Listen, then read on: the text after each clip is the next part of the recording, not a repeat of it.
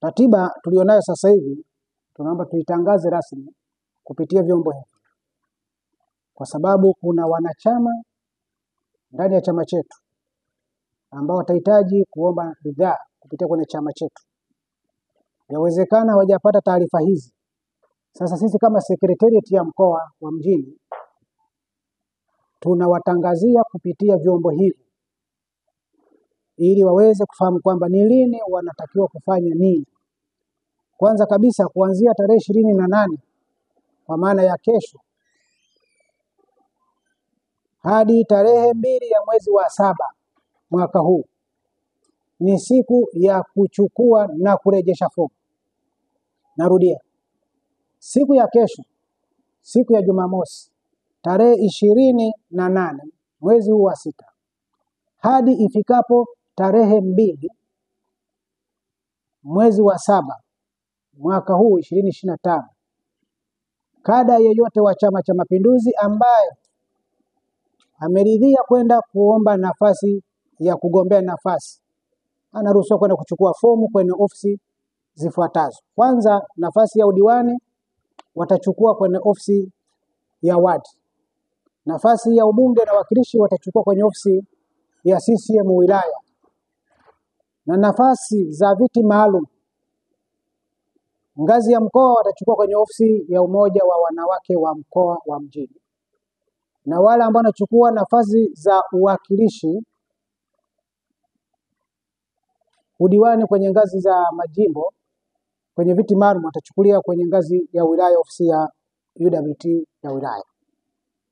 Sasa basi, nafasi hizo ambazo nimezitaja ndizo ambazo wanatakiwa kwenda kuchukua fomu kwenye maeneo hayo.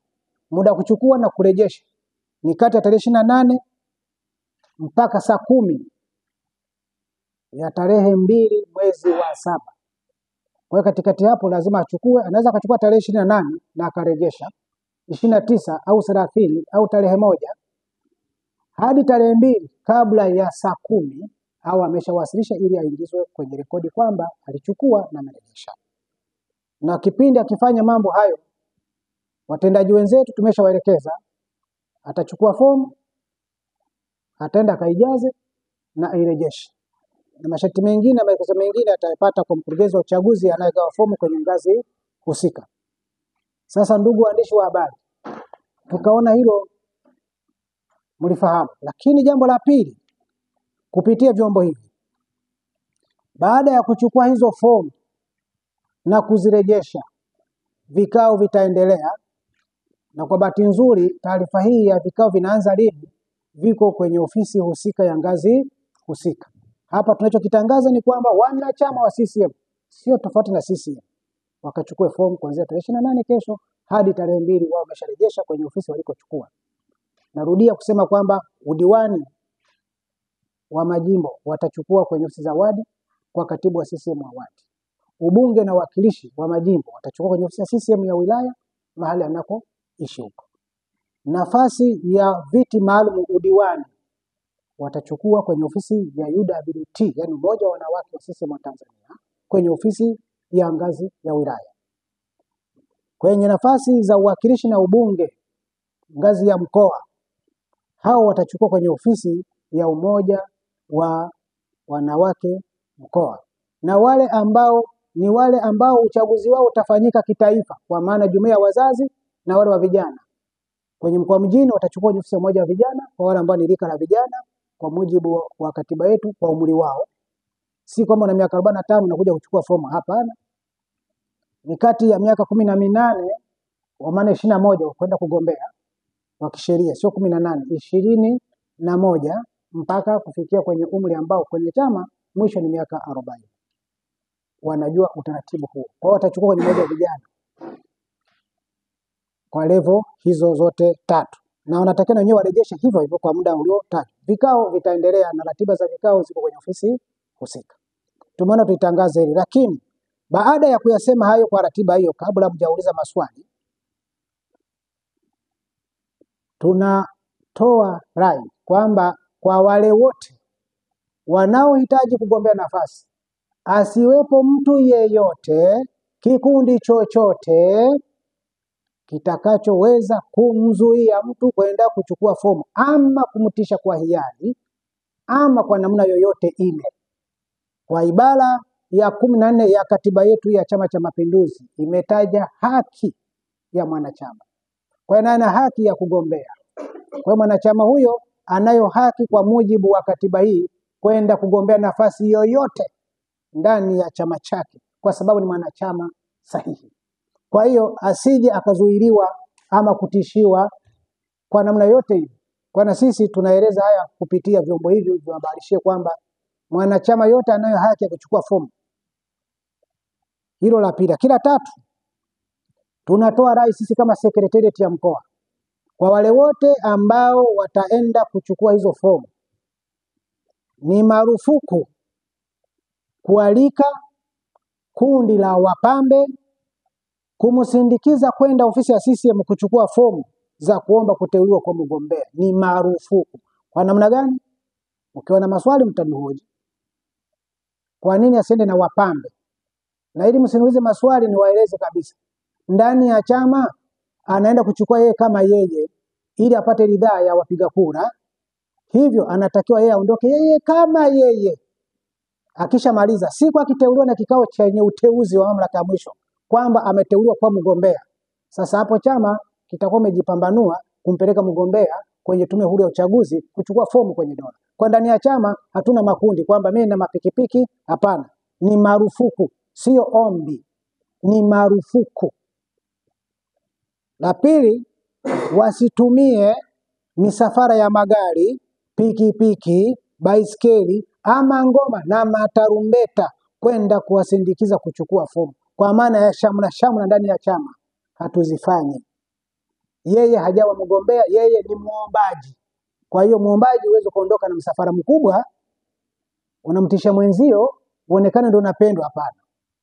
Ni maelekezo ya chama. Na endapo kama mtu akikiuka utaratibu huo, chama kimeelekeza ama kwa makusudi ama kwa kujua,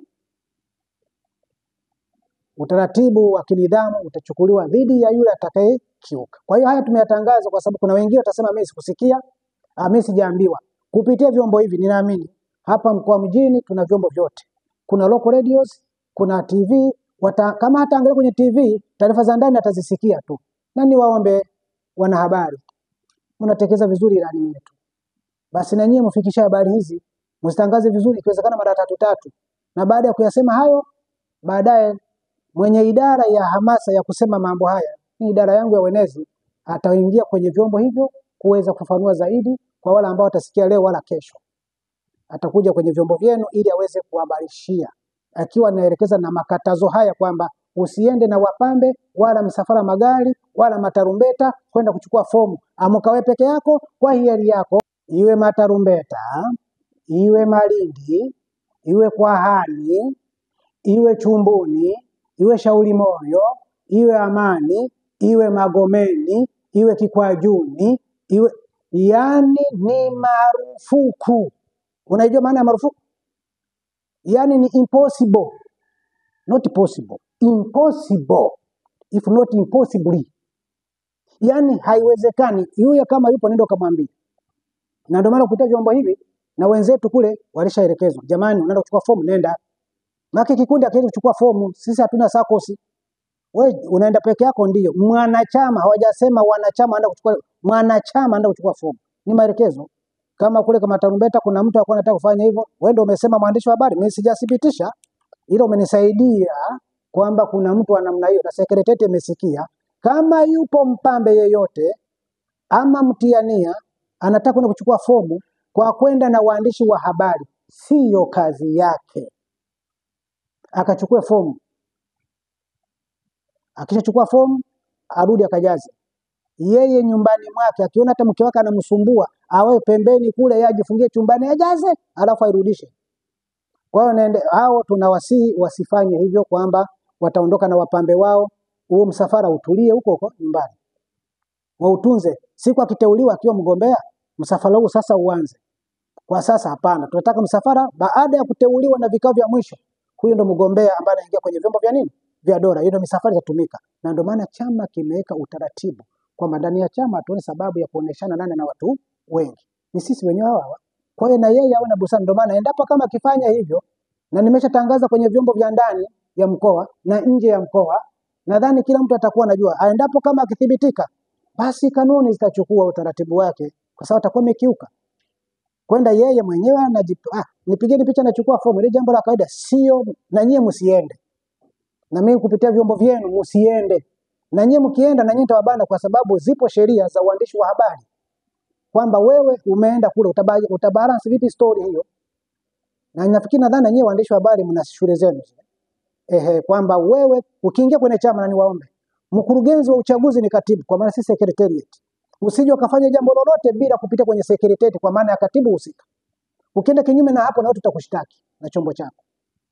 Zipo sheria za uandishi wa habari, na tuelekee kwenye uchaguzi, zipo sheria za vyombo vya habari kwenye uchaguzi. Kwa hiyo na sisi kupitia vyombo hivi, akikuita usiende, chukua hela yake, tia mfukoni, mwambie mimi naumwa, ukarudishiane hela, kwa sababu utamharibia. Wewe unataka hela lakini utamharibia.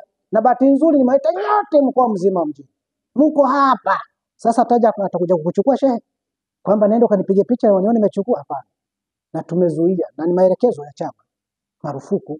Sasa kama anahitaji kujipambanua, basi akajifungia chumbani mwake kule, jamani mimi nimechukua fomu huko ndani. Na tukimjua pia kwa chombo chako, na tutakushtaki kwa sababu umekiuka maadili ya uandishi wa habari. Na kupitia kauli hii na kikao hiki cha secretariat ambacho tumeitana hapa, vyombo vya habari tuombe sana msiende, tusubiri watakapoteua wagombea wa chama chetu. Sasa njoni, tutawaita kusudi tutangaze duniani kwamba sasa mgombea wa ubunge ama mwakilishi ni hawa. Kwanza kuita waandishi wa habari kwamba unamtangazia nani anaenda kuchukua fomu. Fomu ni ya kwako mwenyewe, umeshakaa na kabineti yako nyumbani kwako, wanakusomea dua, kama ni sara unaenda kuchukua fomu. Kwa hiyo kwamba yeye anaita waandishi wa habari, ndio maana mazoea na nyinyi msiende.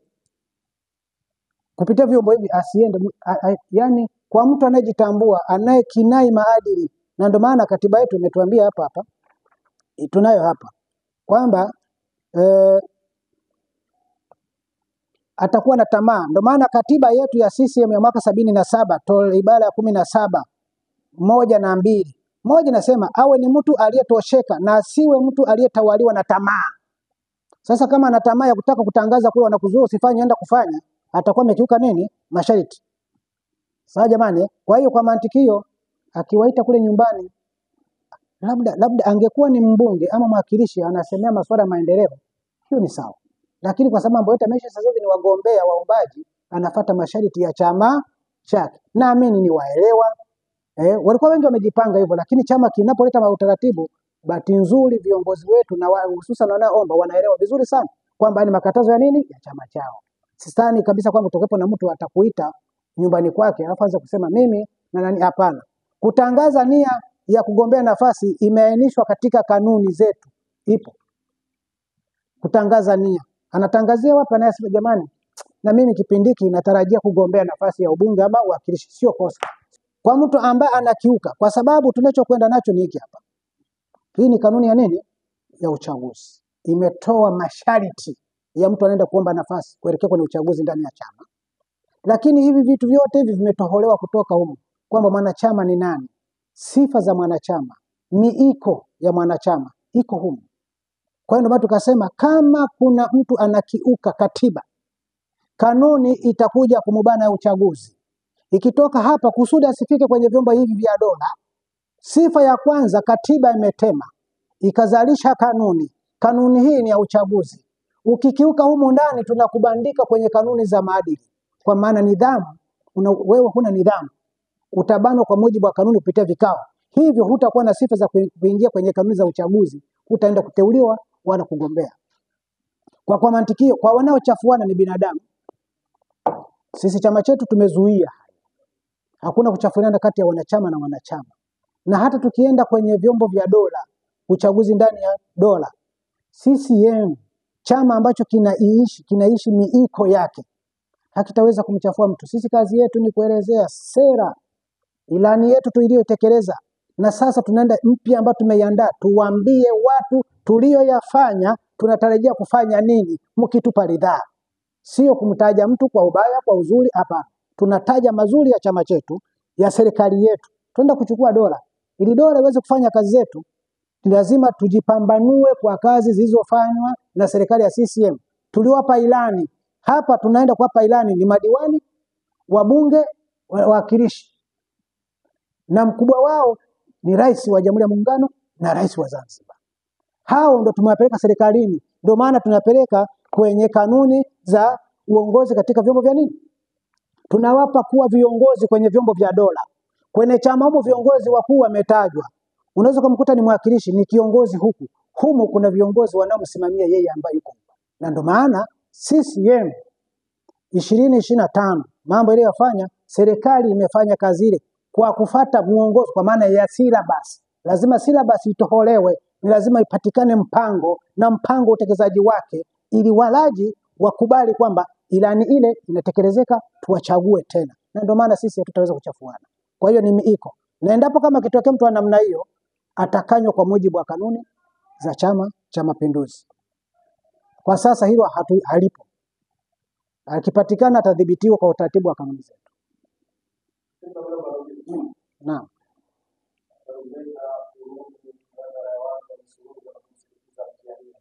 Iko ya chama chake, sifa za mwanachama. Kwanza, kwa faida yenu, sifa ya kwanza mwanachama ni wanachama wake. Wanachama wake sio yeye, wanachama wake kwa maana kwamba ana identity, kwa maana ya kadi ya wanachama. Huyo ndiye mwanachama aliyetajwa kwenye ibara ya 14 kwamba anayo haki kama mwanachama. Wanachama ni kadi. Hiyo ya kwanza. Zingine tutasema sifa za nyongeza. Hizo sifa za nyongeza za wanachama wake zitapatikana kwenye vikao vya upembuzi na uchujaji hadi uteuzi. Jambo la pili, kuna wale wanaotoka upinzani. Kutoka upinzani ni sahihi kwa sababu tunavuna. Sifa ya kwanza ni kadi ya wanachama. Kama ametoka upinzani jana ama ametoka juzi, katiba yetu iko wazi kabisa. Anaweza akatoka kwa sababu ya kufuata kitu fulani ama kwa hiari yake. Chama chetu kina vikao, kimewapitia kule, kimewachuja. Kama wanatosha kutoka kwenye kamati ya siasa, ngazi ya tawi aliko yeye, itapitia, itamfahamu, itakieleza kikao kinachofuata. Alimradi ana kadi ya Chama cha Mapinduzi. Kama hana kadi ya Chama cha Mapinduzi na ametoka chama kingine, huyo si mwanachama. Huyo ni mkereketwa, mpenzi, mshabiki wa chama chetu. Siku ni chache. Blaza, siku sio chache. Hata siku ya kwenda peponi hakuna mstari kwamba mnakaa siku ngapi mwende peponi. Siku zinatosha kwa sababu tarehe 28 siku moja ya kazi ni 9, lakini masaa 12. Tumewapa kuanzia saa 2 asubuhi mpaka kufika saa 10. Tunaamini kama anachukua kwenye jimbo, sidhani kabisa kwamba yeye anapoishi ni kilomita 800. Huyo atakuwa ana jambo lake tu. Siku ni nyingi, 28, 29, 30, tarehe 1, tarehe 2, siku 5 zinatosha. Ni kwa sababu tunaendana na ratiba. Iko hivi. Tumefanya hivyo kwa sababu wakati mwingine wao tumefanya kama wiki moja, kama ni ndani ya chama, tukiunda chama ndani ya chama. Sasa tunaunda chama kwenda kwenye dola kwa sababu ndo kwenye tume. Tume ina ratiba yake, sisi chama lazima tuende. Sisi tuna mpango mzuri Chama cha Mapinduzi. Kama unavyoona ninavyong'aa kama kijana. Kwamba atachukua fomu, wataenda kumujadili, watarudisha majina, yapigiwe kura, alafu yajadiliwe, akateuliwe. Huyo ndo mgombea. Na ndio maana tunafanya ndani ya siku hizo 5 zinatosha.